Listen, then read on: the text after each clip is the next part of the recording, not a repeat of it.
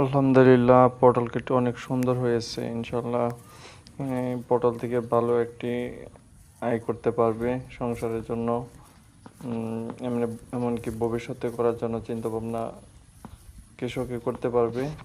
এরকম ফসল হলে ইনশাল্লাহ বরাবরই প্রতি বছর ভালো একটা ইনকাম করতে পারবে, এমনকি ভালো একটা বাজারজাতকরণ করতে পারবে, একটা ভালো বাজার পাবে।